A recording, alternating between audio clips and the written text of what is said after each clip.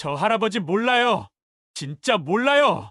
손자 준혁의 목소리가 아직도 귓가에 맴돌고 있었습니다. 그 한마디가 제 가슴을 얼마나 깊게 찔렀는지 지금 생각해도 숨이 막혀옵니다. 새벽 5시. 알람이 울리기 전에 이미 눈이 떠져 있었습니다. 20년째 몸에 밴 습관이었죠. 낡은 디지털 시계의 붉은 글씨가 어둠 속에서 또렷하게 빛나고 있었고, 밖에서는 이른 새벽 바람이 창문을 살짝 흔들고 있었습니다. 오늘도 시작이구나. 몸을 일으키며 작은 한숨이 새어 나왔습니다. 무릎이 뻣뻣하게 굳어 있었고 허리에서는 어김없이 둔한 통증이 올라왔습니다. 75세의 몸이 매일 아침마다 던지는 항이였죠. 찬물로 세수를 하고 20년 된 작업복을 입었습니다. 색이 바랜 남색 점퍼와 때 묻은 작업바지, 밑창이 닳아 구멍난 운동화까지. 거울 속 제 모습은 여전히 낯설었습니다. 언제부터 이렇게 초라해진 걸까요? 현관문을 열자 차가운 새벽 공기가 얼굴을 때렸습니다. 아직 가로등이 켜져 있는 고요한 골목에서 저만의 하루가 시작되었습니다. 리어카가 현관 앞에 서 있었습니다. 페인트가 벗겨지고 녹슨 철제 손잡이, 바퀴에서 나는 끼익거리는 소리까지. 이 낡은 리어카가 제 삶의 전부였습니다.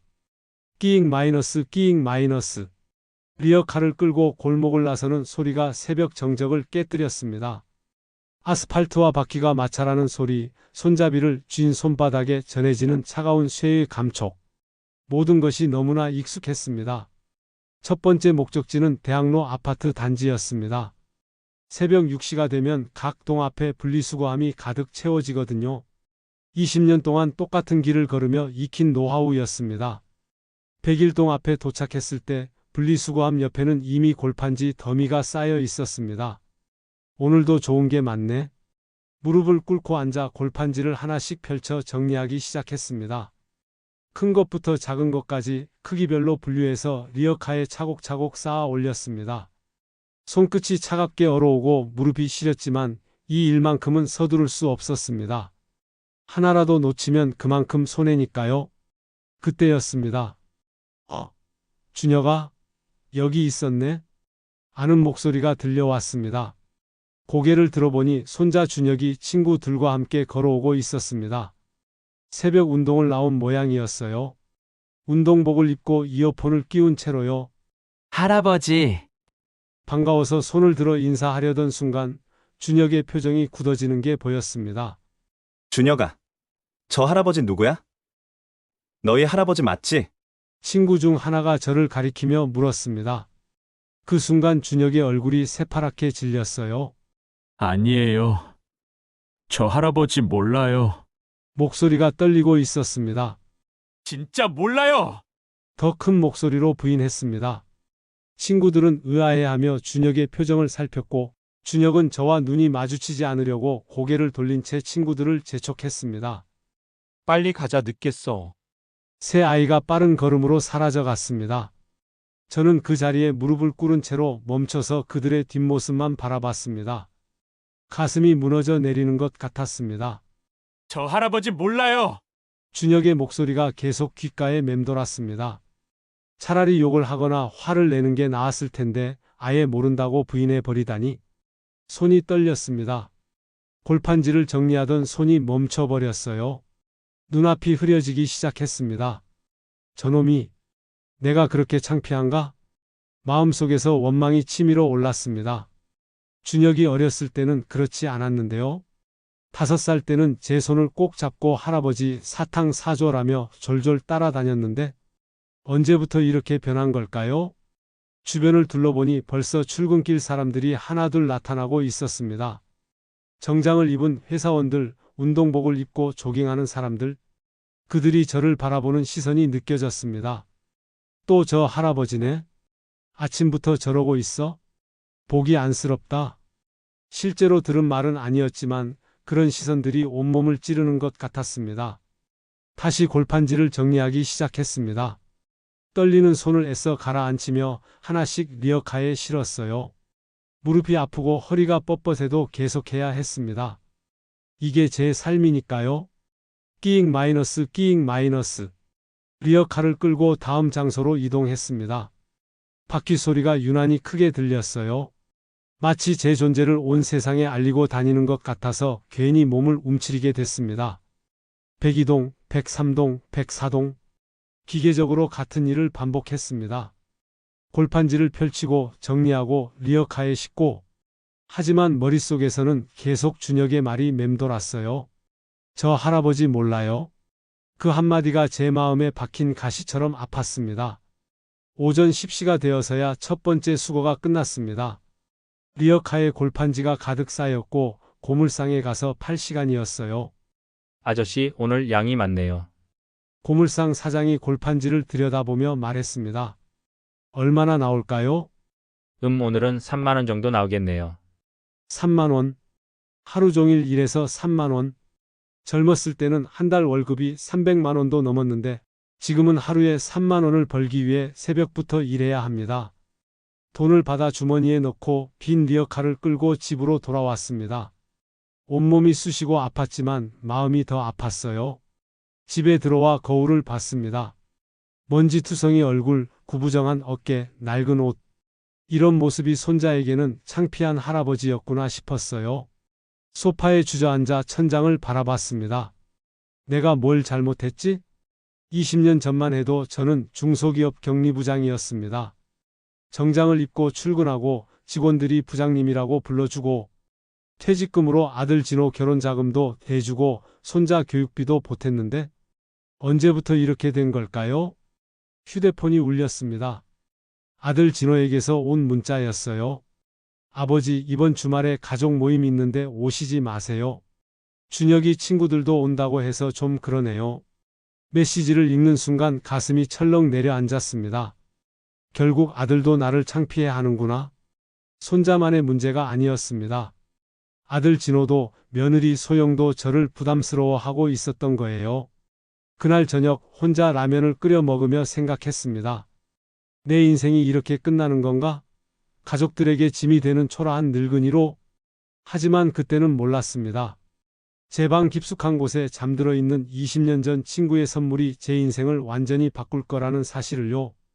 그리고 더 충격적인 건 가족들의 진짜 모습을 보게 될 날이 얼마 남지 않았다는 것이었습니다. 아버지, 이제 그만하시고 시골 가서 쉬세요. 아들 진호의 목소리는 차갑고 단호했습니다. 마치 회사에서 직원을 해고할 때처럼 감정 하나 섞이지 않은 사무적인 톤이었어요. 그로부터 사흘이 지난 일요일 오후였습니다. 진호가 갑자기 집을 찾아왔거든요. 평소 같으면 반가웠을 텐데 그날은 왠지 불길한 예감이 들었습니다. 무슨 일로 왔니? 아버지와 진지한 얘기를 하려고 왔습니다. 진지한 얘기. 그 말에서 이미 안 좋은 뉘앙스가 풍겼어요. 진호는 소파에 반듯하게 앉아 서류 가방에서 뭔가를 꺼내더군요. 아버지, 솔직히 말씀드릴게요. 진호가 테이블 위에 몇 장의 종이를 놓으며 입을 열었습니다. 이제 그만하셔야 할 것 같습니다.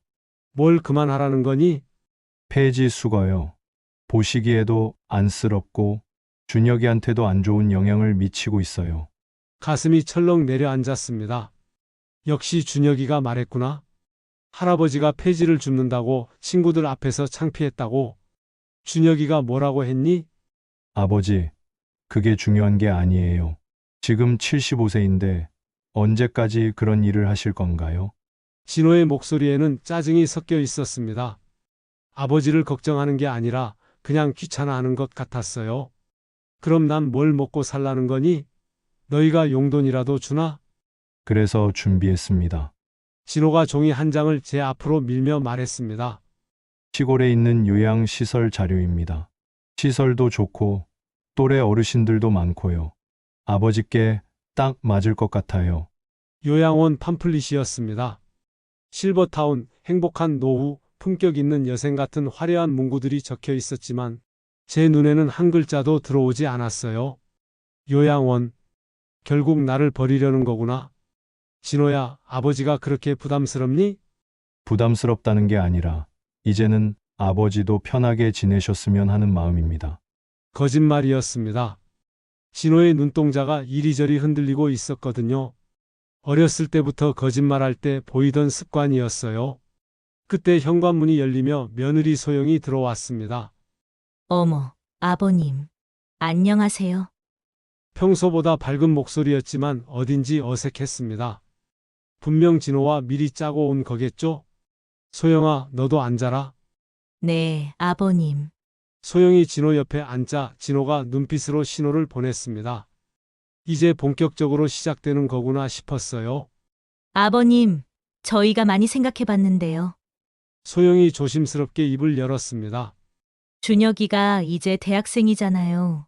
취업 준비도 해야 하고, 주변 환경이 중요한 시기거든요. 주변 환경.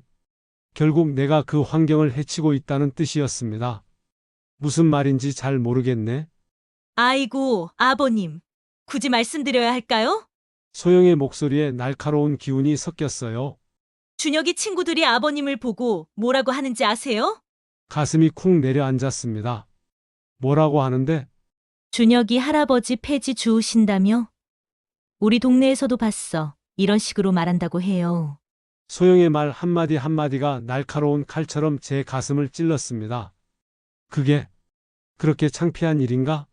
창피한 일이 아니라 아이들 교육에 안 좋다는 거죠. 소영이 더욱 노골적으로 말했습니다. 요즘 아이들은 이미지가 중요해요. 좋은 대학 가려면 면접도 봐야 하고 친구들과의 관계도 신경 써야 하는데 말끝을 흐리며 한숨을 쉬었어요. 마치 제가 손자의 미래를 망치고 있다는 듯이. 그럼 내가 어떻게 살라는 거니? 목소리가 떨렸습니다. 분노인지 서러움인지 알 수 없는 감정이 목구멍까지 올라왔어요. 아버지, 그래서 시골로 가시라는 거예요. 진호가 다시 끼어들었습니다. 시골에서 농사나 지으시면서 여유롭게 지내세요. 공기도 좋고 스트레스도 없고. 농사? 75세의 농사를? 너희들이 용돈은 보낼 거니? 아버지, 저희도 형편이. 진호의 말이 흐려졌습니다. 결국 한 푼도 줄 생각이 없다는 거였어요. 형편이 어려우면서 준혁이 과외비는 어떻게 내고 브랜드 옷은 어떻게 사주니? 그건 아이 교육비잖아요. 그럼 아버지 생활비는 교육비가 아니라는 거냐? 진호가 말문이 막혔습니다. 소영이 대신 나섰어요. 아버님, 저희가 당장 도움을 못 드려서 죄송하지만 지금 이 상황이 계속되면 안 되지 않을까요? 이 상황. 제가 폐지를 줍는 현실을 그렇게 표현하는군요. 좀 더 구체적으로 말해봐. 네, 내가 어떻게 해야 하는지 정확히 말해보라는 거야. 소영이 잠시 당황하더니 진호를 쳐다봤어요. 진호가 고개를 끄덕이며 입을 열었습니다. 일주일 안에 정리하시고 시골로 내려가세요. 일주일? 30년을 살아온 이 집에서 일주일 안에 나가라는 거였습니다. 만약 내가 거절하면 아버지, 왜 그런 식으로 말씀하세요? 거절할 일이 아니잖아요. 거절할 일이 아니라고. 네, 이건 아버지를 위한 일이에요. 나를 위한 일. 정말 뻔뻔한 말이었습니다. 그때 소영이 결정타를 날렸어요. 아버님, 준혁이가 며칠째 학교도 제대로 못 가고 있어요. 친구들한테 놀림받는다고. 놀림. 내 손자가 내 때문에 놀림을 받고 있다는 겁니다. 어떤 놀림을 받는데? 거지 할아버지, 폐지 왕자 이런 식으로요. 들을 때마다 가슴이 찢어지는 것 같았습니다. 그래서 준혁이가 뭐라고 하던 전학 가고 싶다고 해요. 전학? 할아버지 때문에 전학을 가겠다는 겁니다. 그럼 준혁이도 나를 원망하고 있구나. 원망이라기보다는 소영이 말을 흐렸지만 그 침묵이 모든 걸 말해주고 있었어요. 순간 모든 힘이 빠졌습니다. 아들도 며느리도 심지어 손자까지 저를 짐으로 생각하고 있었다니. 알겠다. 네, 알겠다고. 일주일 안에 정리하고 나가겠다. 진호와 소영의 얼굴에 안도의 표정이 스쳤습니다. 마치 골칫거리를 해결한 것처럼. 그럼 시골 요양원 예약은 저희가 해드릴까요? 아니라 내가 알아서 하겠다. 네, 그럼 저희는 이만 가보겠습니다. 진호와 소영이 일어서며 서둘러 나가려 했어요. 더 이상 이 자리에 있기 민망했나 봅니다. 진호야. 현관에서 신발을 신던 진호가 돌아봤어요. 30년 전에 너 결혼할 때 퇴직금 3천만 원 줬던 거 기억하니? 아버지, 대답이나 해봐. 기억하니? 기억합니다. 그때 뭐라고 했는지도 기억하니? 진호의 얼굴이 붉어졌어요. 아버지 평생 은혜 잊지 않겠습니다. 아버지 노후는 제가 책임지겠습니다. 이렇게 말했지. 아버지, 30년? 참 짧네. 그 한마디를 끝으로 진호와 소영이 나갔습니다. 현관문이 닫히는 소리가 유난히 크게 들렸어요. 혼자 남은 거실에서 저는 한참을 멍하니 앉아 있었습니다. 30년을 키운 아들이 결국 나를 버렸구나. 그때부터였습니다. 제 마음속에서 뭔가 단단하게 굳어지기 시작한 것이 서러움과 분노가 뒤섞이면서 동시에 이상한 결심이 생겨났어요. 좋다. 너희가 그렇게 나오면 나도 각오를 하겠다. 그날 밤 저는 방 깊숙한 곳에서 낡은 상자 하나를 꺼냈습니다. 20년 전 퇴직할 때 받은 물건들을 넣어둔 상자였어요. 그 안에는 회사 동료들이 준 기념품, 퇴직 증서, 그리고 이게 뭐였지? 손에 잡힌 건 봉투 하나였습니다. 그 안에 주식 증서 같은 게 들어 있었어요. 아, 맞다. 김 사장이 마지막에 준 거였지? 만수야, 이거 받아둬. 나중에 쓸모 있을 거야. 그때는 뭔지도 모르고 그냥 받아뒀는데 지금 보니까 주식 증서더군요. 회사 이름도 생소하고 주식 수도 별로 많지 않아 보였어요. 휴지 조각이나 다름없겠지? 다시 상자 안에 넣어뒀습니다. 하지만 그때 저는 몰랐습니다. 그 휴지 조각이 제 인생을 완전히 바꿀 거라는 사실을요. 그리고 아들과 며느리가 보여줄 더욱 추악한 모습이 기다리고 있다는 것도요. 이번엔 5만 원까지 벌어보자. 새벽 4시 30분? 평소보다 30분 일찍 일어났습니다. 아들이 일주일 안에 나가라고 했으니 그 전에 최대한 돈을 벌어둬야 했거든요. 찬물로 세수를 하며 거울 속 제 얼굴을 봤습니다. 어제보다 더 깊어진 주름, 더 구부정해진 어깨. 하지만 눈빛만은 달랐어요. 전보다 더 날카롭고 단호해진 것 같았습니다. 너희가 나를 짐이라고 생각한다면 내가 혼자서도 잘 살 수 있다는 걸 보여주겠다. 리어카 바퀴에 기름을 쳤습니다. 오늘은 평소보다 더 많이 더 멀리 가야 했으니까요. 끼익거리던 소리가 훨씬 조용해졌어요. 좋아, 이제 시작해보자. 첫 번째 목적지는 강남 쪽 아파트 단지였습니다. 지하철을 2번 갈아타야 하는 거리지만 그곳 사람들이 버리는 폐지 질이 좋거든요. 박스도 크고 종이도 깨끗하고 지하철 1호선에서 3호선으로 갈아탔습니다. 새벽 6시 첫 차였는데도 사람들이 제법 탔어요. 출근길 직장인들, 운동하러 가는 사람들, 리어카를 끌고 지하철에 타는 제 모습을 사람들이 힐끔힐끔 쳐다봤습니다. 누군가 코를 킁킁거리며 얼굴을 찌푸렸어요. 어제 폐지를 주워서 그런지 옷에서 냄새가 났나 봅니다. 창피하다. 정말 창피해. 하지만 참았습니다. 이제는 다른 사람들의 시선 따위 신경 쓸 여유가 없었거든요. 강남역에서 내려 20분을 걸어 아파트 단지에 도착했습니다. 고급 아파트답게 분리수거함도 깔끔하게 정리되어 있었어요. 와, 오늘 대박이네. 107동 앞에는 대형 박스들이 산더미처럼 쌓여 있었습니다. 아마 누군가 이사를 했나 봐요. 냉장고 박스, 세탁기 박스, 에어컨 박스까지. 무릎을 꿇고 앉아 박스를 하나씩 펼치기 시작했습니다. 찬바람이 불어와 손끝이 얼얼했지만 마음은 오히려 뜨거웠어요. 오늘은 꼭 5만 원 벌어야지. 박스를 정리하다가 문득 20년 전이 생각났습니다. 그때는 정장을 입고 회사에 출근했었죠. 부장실에 앉아 차를 마시며 서류를 검토하고 직원들이 부장님하고 인사하면 고개 끄덕여 받아주고, 그런 내가 지금은 아저씨, 거기서 뭐 하세요? 뒤에서 누군가 말을 걸었습니다. 돌아보니 경비원이 서 있었어요. 폐지 정리하고 있습니다. 허가받고 하는 건가요? 허가? 폐지를 주우는데도 허가가 필요한가요? 허가가 필요한 일인가요? 단지 내 무단 수거는 금지되어 있어요. 주민들이 신고하면 곤란해집니다. 경비원의 목소리는 딱딱했지만 표정은 그리 나쁘지 않았어요. 아마 저와 비슷한 연배라서 그런 것 같았습니다. 죄송합니다. 몰랐어요. 이번엔 그냥 넘어가겠는데 다음에는 관리사무소에서 허가받고 오세요. 네, 알겠습니다. 경비원이 돌아간 후 저는 서둘러 박스들을 리어카에 실었습니다. 이것도 눈치껏 해야 하는구나.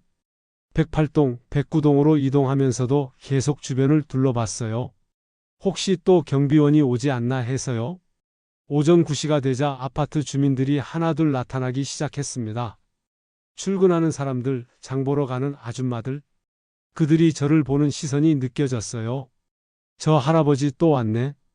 관리사무소에 신고해야겠어? 보기 안 좋다. 실제로 들은 말은 아니었지만 그런 시선들이 온몸을 찔렀습니다. 그때 한 아줌마가 다가왔습니다. 할아버지, 이거 드세요. 손에 든 건 따뜻한 캔커피 하나였어요. 아, 감사합니다. 새벽부터 고생이 많으세요. 몸 조심하시고요.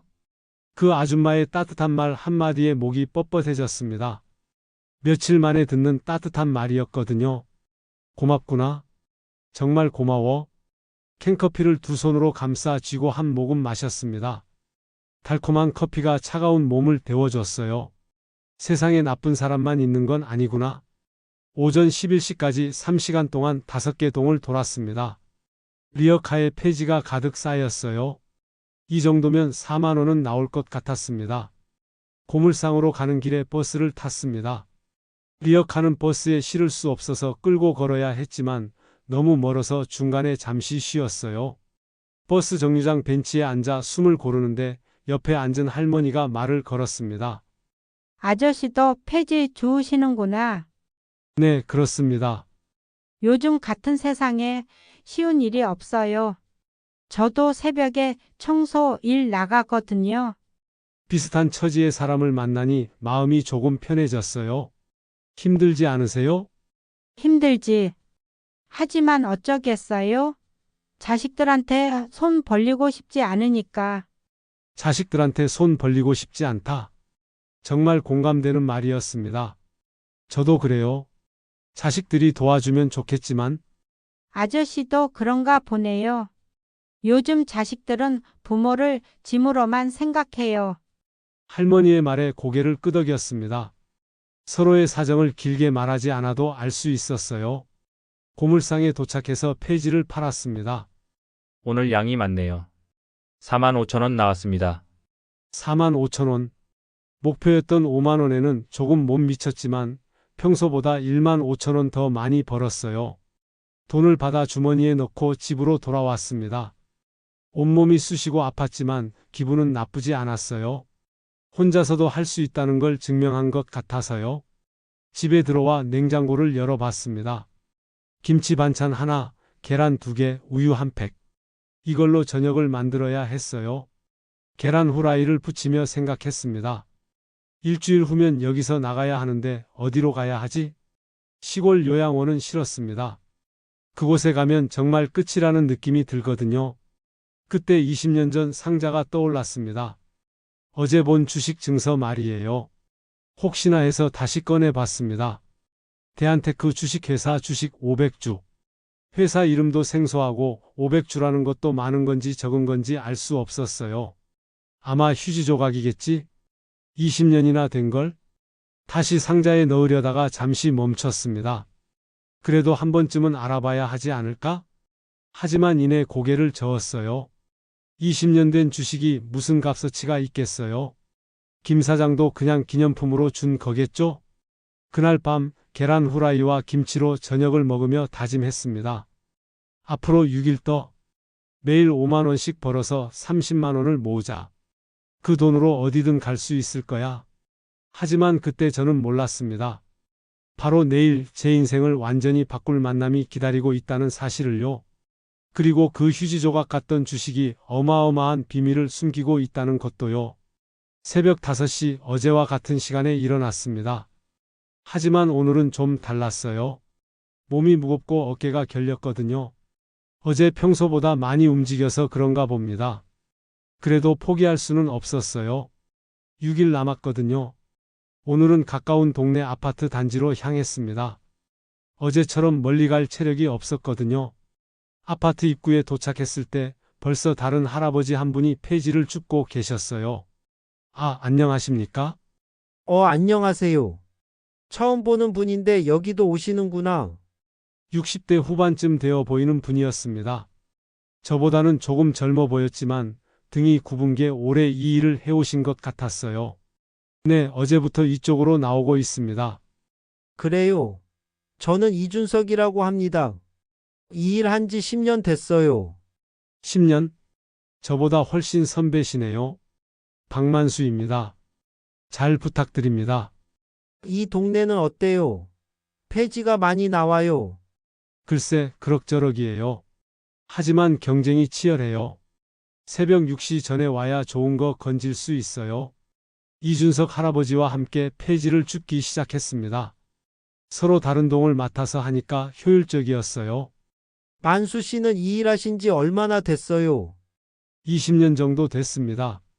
어머, 그럼 저보다 선배시네요. 그런데 왜 이제서야 이 동네로? 사정을 말하기 민망해서 그냥 웃었습니다. 집에서 가까워서요.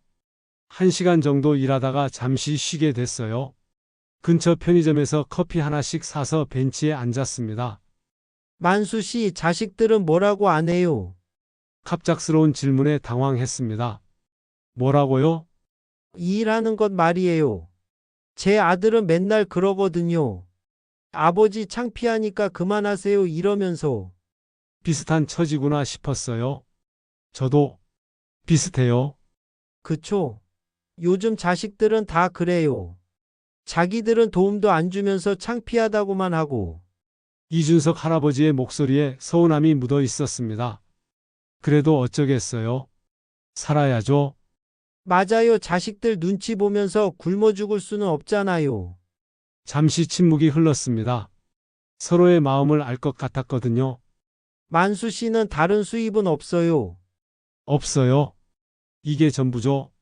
저도 마찬가지예요. 예전에 연금도 좀 받았는데 아들 사업 도와준다고 다 털었어요. 아, 이분도 그런 일이 있으셨구나. 사업은 잘 됐어요? 망했죠 뭐. 그리고는 연락도 안 와요. 씁쓸한 웃음을 짓는 이준석 할아버지를 보며 제 마음이 아팠습니다. 나만 그런 게 아니구나. 그때 편의점에서 30대 여성이 나왔습니다. 정장을 입고 서류 가방을 든 걸 보니 직장인 같았어요. 그 여성이 저희 쪽을 보더니 다가왔습니다. 실례지만 혹시 폐지 수거 일을 하고 계신 거예요? 네, 그렇습니다. 아, 안녕하세요. 저는 이영미라고 해요. 증권회사에서 일하고 있거든요. 증권회사?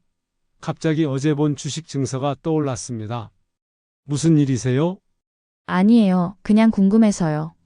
요즘 이런 일이 힘들지 않으세요? 영미 씨는 생각보다 친근했습니다.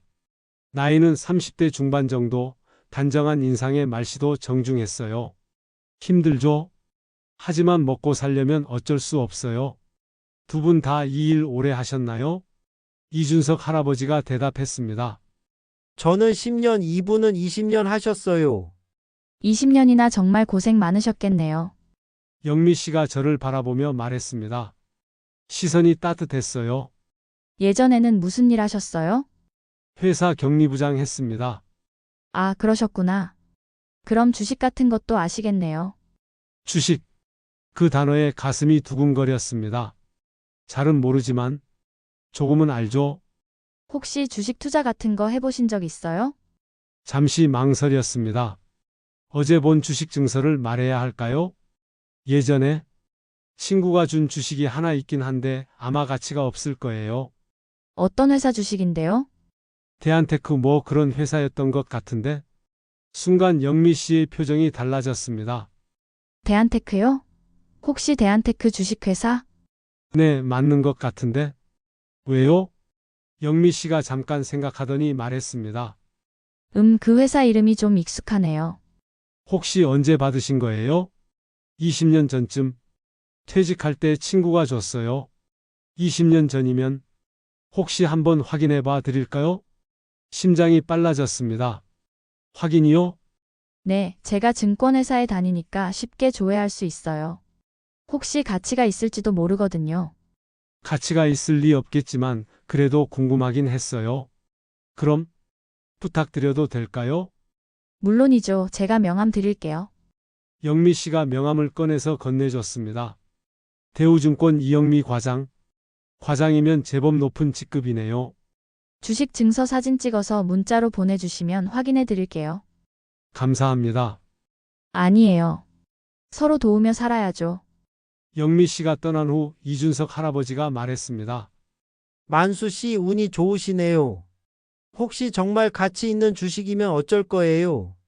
설마요? 20년 된 건데 뭔 가치가 있겠어요? 하지만 마음 한구석에서는 기대가 생겼습니다. 혹시나? 정말 혹시나? 그날 오후 일을 마치고 집에 돌아왔습니다. 바로 상자에서 주식 증서를 꺼냈어요. 대한테크 주식회사 보통주 500주. 20년 전에 받았을 때는 이 종이가 뭔지도 몰랐는데 지금은 왠지 소중해 보였습니다. 휴대폰으로 사진을 찍어서 영미 씨에게 문자를 보냈습니다. 안녕하세요. 오늘 만났던 박만수입니다. 주식 증서 사진 보내드립니다. 문자를 보낸 후 괜히 가슴이 두근거렸어요. 설마 정말로 가치가 있을까? 그날 저녁 이준석 할아버지와 약속했던 대로 근처 국수집에서 만났습니다. 같이 일하는 할아버지들이 가끔 모여서 밥을 먹는다고 하더군요. 국수집에 가보니 할아버지 5분이 앉아 계셨어요. 만수 씨 이쪽으로 앉으세요. 소개를 받으니 다들 비슷한 처지였습니다. 폐지 줍는 분, 우유 배달하는 분, 신문 돌리는 분까지. 요즘 자식들은 정말 야속해요. 한 할아버지가 한숨을 쉬며 말했습니다. 저희 아들은 아예 연락도 안 와요. 명절에도. 그래도 그건 낫죠. 저희 며느리는 대놓고 시아버지 때문에 창피하다고 해요. 모두들 비슷한 상처를 안고 사셨더군요. 그때 제 휴대폰이 울렸습니다. 영미 씨에게서 온 문자였어요. 할아버지, 내일 시간 되시면 만나서 얘기해요. 중요한 일이 있을 것 같아요. 중요한 일? 가슴이 쿵쾅거렸습니다. 설마? 정말 설마? 그날 밤 잠이 오지 않았습니다. 계속 영미 씨의 문자가 떠올랐거든요. 중요한 일이 있을 것 같아요. 그 말이 대체 무슨 뜻일까요? 하지만 그때 저는 몰랐습니다. 내일 들을 소식이 제 인생을 완전히 뒤바꿔 놓을 거라는 사실을요. 그리고 20년 동안 휴지 조각이라고 생각했던 종이 한 장이 200억짜리 대박이었다는 충격적인 진실을요. 다음날 오후 2시 약속 장소인 근처 카페에서 영미 씨를 기다리고 있었습니다. 새벽부터 일하고 돌아와서 급하게 씻고 나왔거든요. 카페 안은 대부분 젊은 사람들이었습니다. 저처럼 나이 든 사람은 찾기 어려웠어요. 괜히 어색해서 구석 자리에 앉아 있는데 영미 씨가 들어왔습니다. 할아버지, 여기 계셨네요. 영미 씨는 어제보다 흥분한 것 같았어요. 얼굴이 빨갛고 눈빛이 반짝이고 있었습니다. 뭔가 좋은 소식이 있나 봅니다. 네, 정말 믿어지지 않는 소식이에요.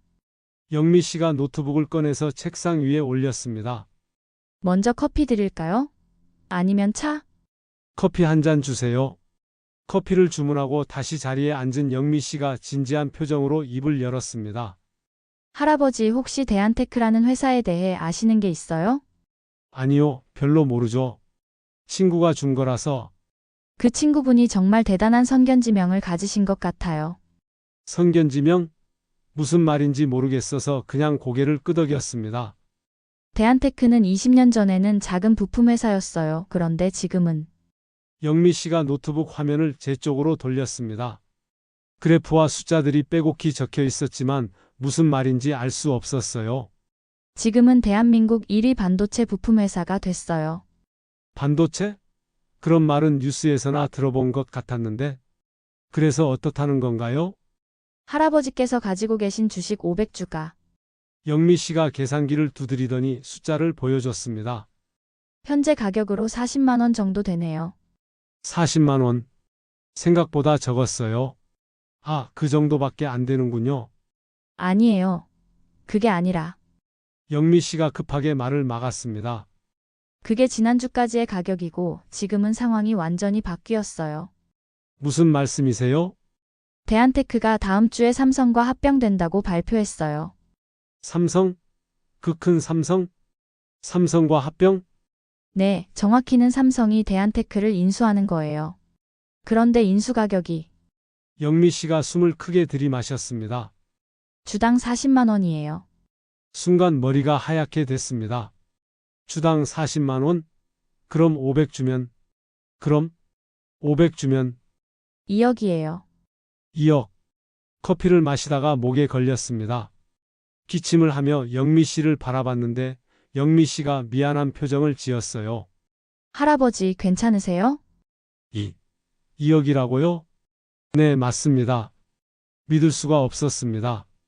20년 동안 상자 속에 넣어뒀던 종이 한 장이 2억이라니? 정말인가요?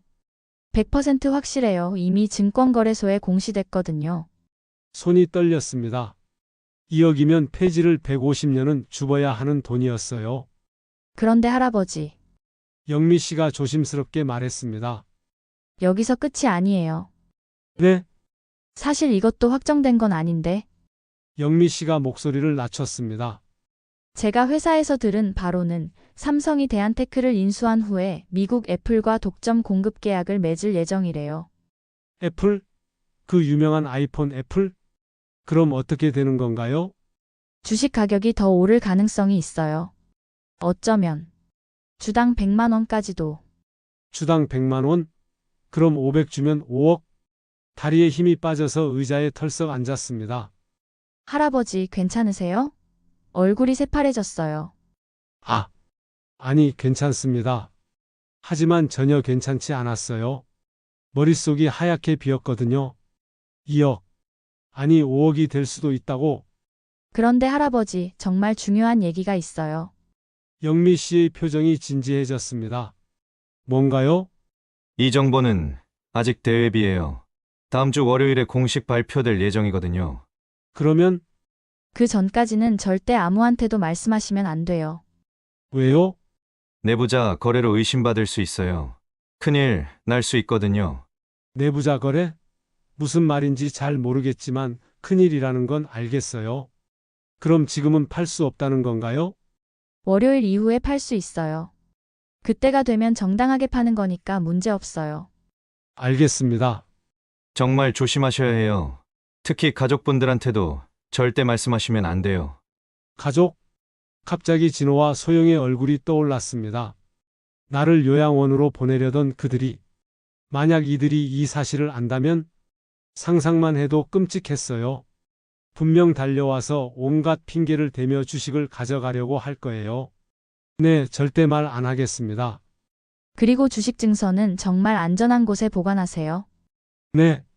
영미 씨와 헤어진 후 집으로 돌아오는 길이 마치 꿈 같았습니다. 2억, 아니 5억.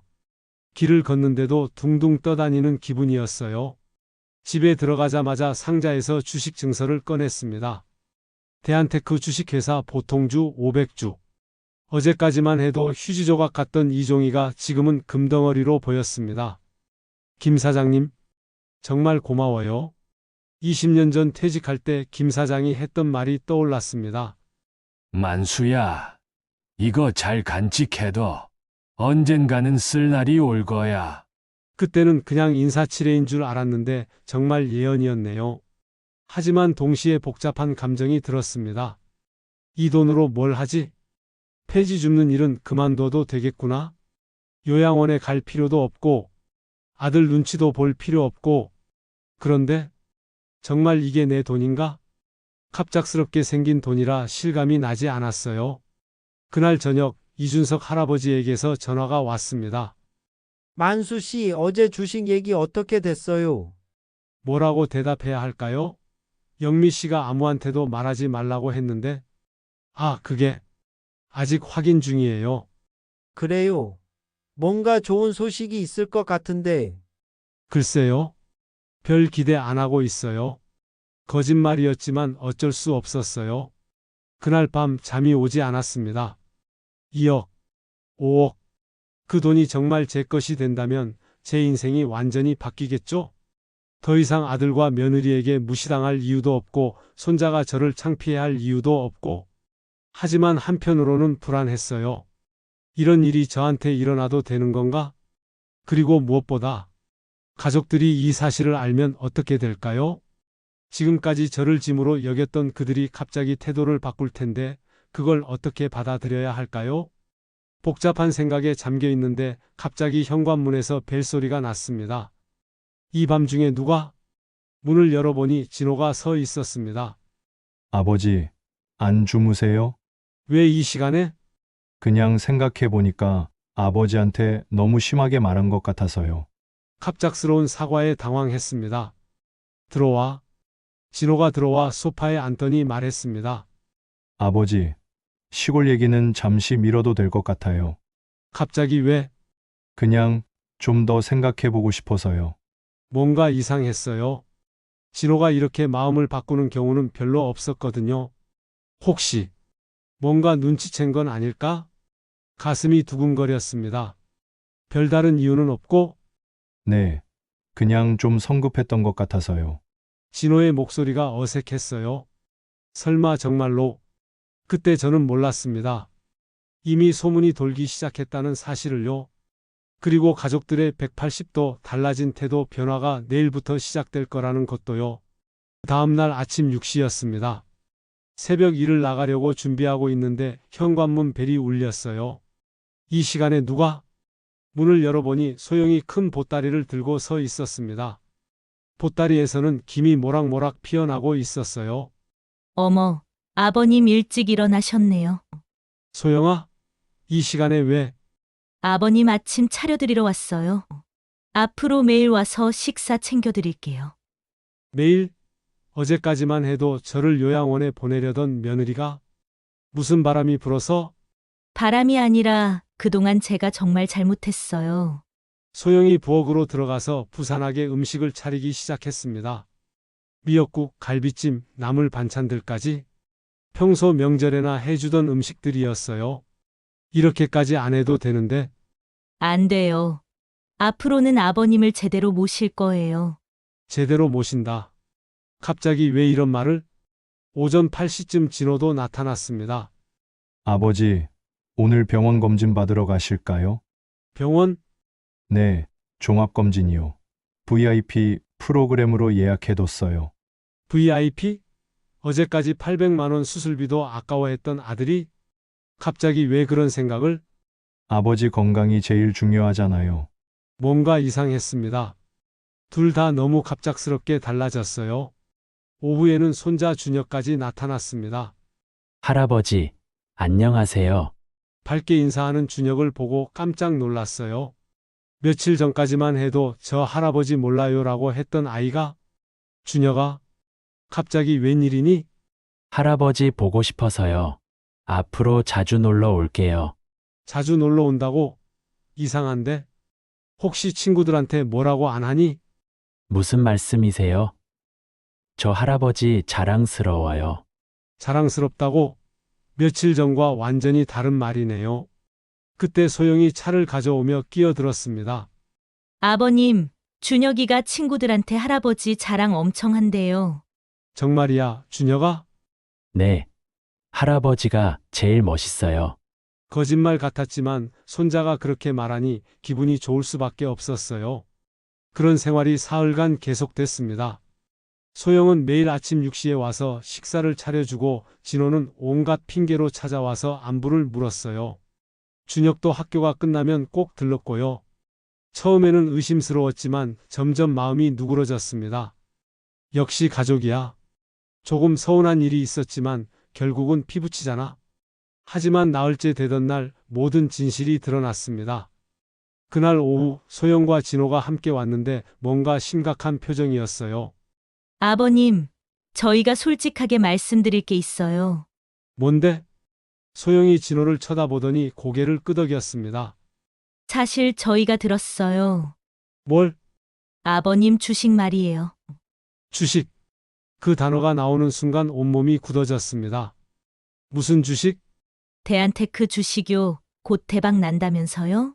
어떻게 알았지? 분명히 아무한테도 말 안 했는데. 누구한테서 들었니? 동네에서 소문났어요. 박 할아버지가 수백억짜리 주식을 가지고 있다고. 수백억? 소문이 과장됐네요. 그래서 진호가 앞으로 나서며 말했습니다. 아버지, 축하해요. 정말 대단하세요. 축하? 그게 진심일까요? 그런데 아버지, 그 주식 안전하게 관리하시려면 저희가 도와드려야 할 것 같아요. 역시 그거였구나. 무슨 도움? 소영이 서류 봉투를 꺼냈습니다. 위임장이에요. 만약 아버님께 무슨 일이 생기시면 저희가 대신 처리할 수 있도록. 위임장. 결국 주식을 노리는 거였구나. 내가 죽기를 바라는 거니? 그런 게 아니라 혹시나 해서요. 연세도 있으시고 연세가 있어서 언제 죽을지 모르니까 미리 위임장을 받아두겠다는 뜻이네요. 그 순간 모든 게 명확해졌습니다. 사흘 동안의 극진한 간병, 갑작스러운 사랑 표현, 손자의 변한 태도까지 모든 게 연기였구나. 그럼 너희가 그동안 날 잘해준 이유가? 아니에요. 아버님 진심으로. 거짓말하지 마. 제 목소리가 차갑게 식었습니다. 사흘 전까지만 해도 요양원에 보내려던 너희가 갑자기 왜 태도를 바꿨는지 이제 알겠다. 아버지, 내 주식 때문이지? 진호와 소영이 서로 눈빛을 교환했습니다. 그게 물론 그것도 있지만 그것도 있다고? 화가 치밀어 올랐습니다. 너희는 주식이 없으면 나를 요양원에 버리고 주식이 있으면 극진히 모신다는 거냐? 그런 뜻이 아니라 그럼 무슨 뜻이야? 목소리를 높였더니 두 사람이 움찔했어요. 아버님, 저희가 그동안 잘못했어요. 앞으로는 정말 앞으로는 내 주식 관리나 잘하겠다는 거지? 소영의 얼굴이 빨개졌습니다. 아버님, 왜 그렇게 말씀하세요? 사실을 말하는 거야. 저희는 진심으로 아버님을. 진심? 웃음이 나왔습니다. 비웃음이었어요. 진심이면 왜 위임장을 들고 와? 그건 아버님을 위해서. 나를 위해서? 더 이상 들을 수 없었습니다. 그만해. 더 이상 연기하지 마. 연기가 아니에요. 소영이 목소리를 높였습니다. 정말 진심으로 반성하고 있어요. 그럼 위임장 찢어봐. 네? 진심이라면 위임장 찢어보라고. 소영이 망설였습니다. 진호도 마찬가지였어요. 못 찢겠지? 그게 너희 진짜 목적이니까. 아버지, 오해예요. 오해가 아니야. 이제 화가 나서 참을 수 없었어요. 3일 전까지만 해도 아이들 교육에 안 좋다, 창피하다고 했잖아. 그건 그런데 주식 있다고 들으니까 갑자기 자랑스럽다고. 준혁의 얼굴이 빨개졌어요. 할아버지, 저는 정말 너도 마찬가지야. 친구들 앞에서 저 할아버지 몰라요라고 했잖아. 그건 그때는 가난한 할아버지라서 창피했고 지금은 부자 할아버지라서 자랑스럽다는 거지. 모두가 말문이 막혔습니다. 그때 제 마음속에서 뭔가 완전히 부서졌어요. 지난 3일간 느꼈던 따뜻함, 가족이 돌아왔다는 기쁨, 모든 게 가짜였구나. 나가. 아버지, 당장 나가라고.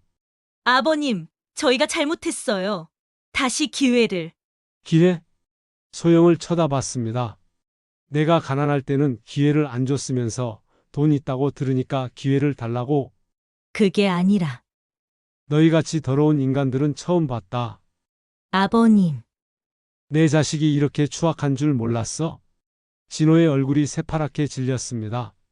아버지, 그렇게까지 말씀하실 거 없잖아요. 그럼 뭐라고 해야 해?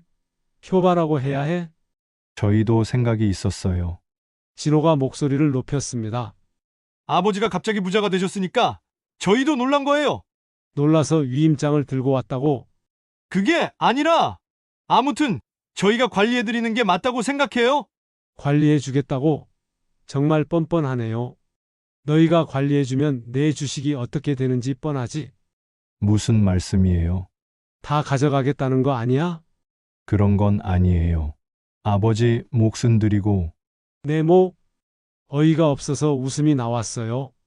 내 주식인데 내 몫을 준다고? 그 순간 깨달았습니다. 이들에게 저는 그냥 돈덩어리일 뿐이구나. 아버지도 시아버지도 아니고. 나가. 다시는 오지 마. 아버지, 이제부터 너희는 내 가족이 아니다. 그렇게 말씀하시면 어떡하냐고? 주식 못 가져가서 억울하냐? 소영이 눈물을 흘리기 시작했습니다. 아버님, 저희를 이렇게 오해하시면 안 돼요. 오해? 네. 저희는 진심으로. 그럼 위임장부터 찢어? 또다시 침묵이 흘렀습니다. 결국 찢을 수 없는 거네요. 나가. 지금 당장. 세 사람이 결국 나갔습니다. 하지만 가면서도 뭔가 중얼거리고 있었어요. 문이 닫힌 후 저는 혼자 소파에 앉아 한참을 생각했습니다. 3일간의 따뜻함이 모두 거짓이었다니 가슴이 너무 아팠어요. 차라리 처음부터 차갑게 대했으면 이렇게 상처받지는 않았을 텐데. 그날 밤 이준석 할아버지에게서 전화가 왔습니다.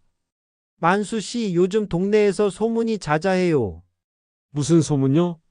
만수 씨가 대박 났다는 소문이요. 수백억짜리 주식을 가지고 있다고. 누가 그런 소리를? 아들 며느리가 자랑하고 다닌대요. 우리 아버지 곧 부자 된다면서. 자랑하고 다닌다고? 정말 뻔뻔한 것들이네요. 하지만 그때 저는 몰랐습니다. 이런 소문 때문에 더 큰 위험이 기다리고 있다는 걸요. 그리고 가족들이 보여줄 마지막 추악한 모습이 남아있다는 것도요. 그런데 혹시 가족분들이 뭐라고 하지 않았어요? 3주가 지났습니다. 주식을 팔아서 통장에는 2억 3천만 원이 들어있었어요. 예상보다 더 많았죠? 애플과의 계약 소식까지 나오면서 주가가 더 올랐거든요. 2억 3천만 원. 평생 만져본 적 없는 큰 돈이었습니다. 하지만 신기하게도 마음이 편했어요. 돈이 있어서가 아니라 드디어 자유로워졌기 때문이었죠. 네, 확실합니다. 그런데 정말 전부 기부하시는 거예요? 네. 영미 씨 앞에는 기부 서류가 놓여 있었습니다. 수술비가 없어서 고통받는 노인들을 위한 의료비 지원 재단이었어요.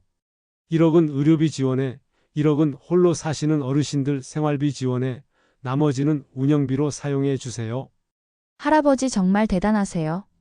대단한 게 아니에요. 당연한 거죠. 서류에 서명을 하니 마음이 한결 가벼워졌습니다. 이 돈으로 저처럼 아픈 할아버지들이 치료받을 수 있다면 그것만으로도 충분해요.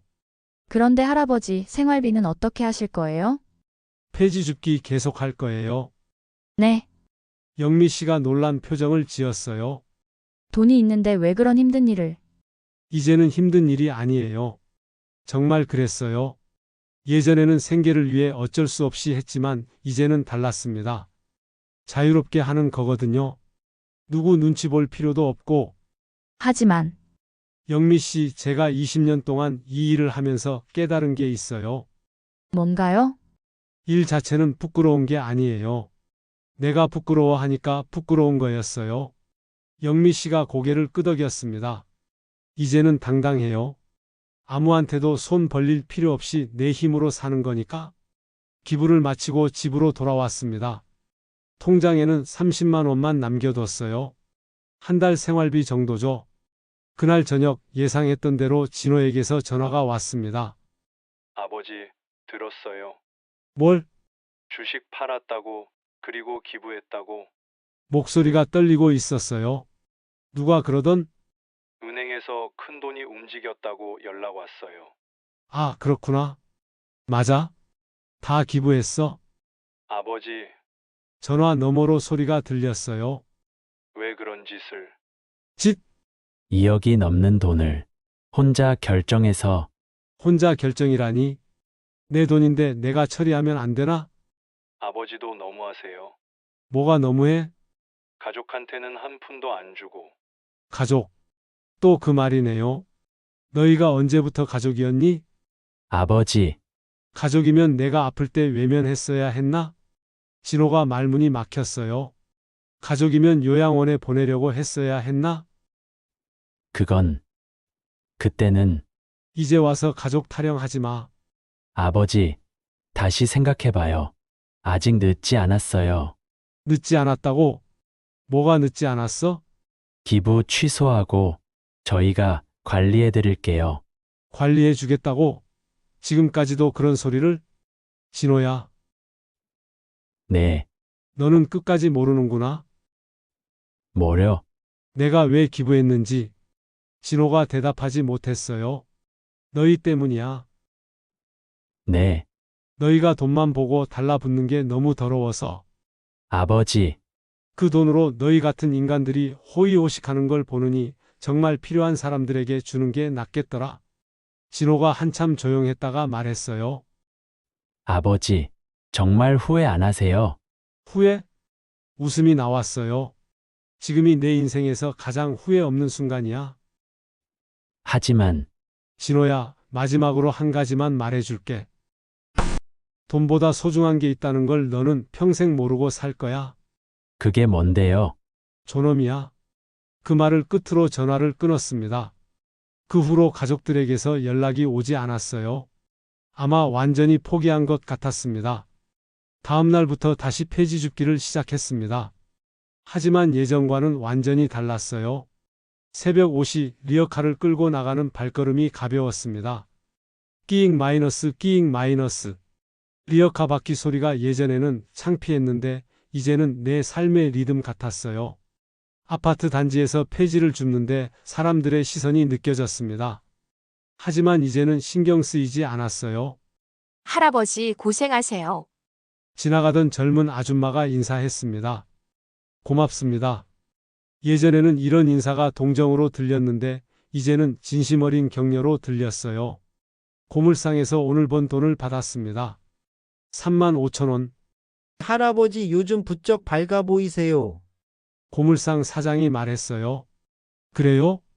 네, 예전에는 어딘지 그늘져 있었는데 요즘은 표정이 좋으세요. 그렇구나.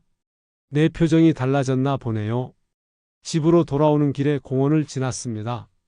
벤치에 앉아 잠시 쉬었어요. 따뜻한 햇볕이 얼굴에 닿았습니다. 바람도 부드럽게 불어왔어요. 이런 게 행복이구나. 2억이 있을 때보다 지금이 더 행복했습니다. 그때는 돈 때문에 가족들이 달라붙어서 불안했는데 지금은 정말 평온해요. 한 달 후 의료비 지원 재단에서 연락이 왔습니다. 할아버지 덕분에 벌써 20분이 수술을 받으셨어요. 20분이나? 모두 할아버지께 감사하다고 전해달라고 하셨어요. 그 말을 들으니 가슴이 뭉클했어요.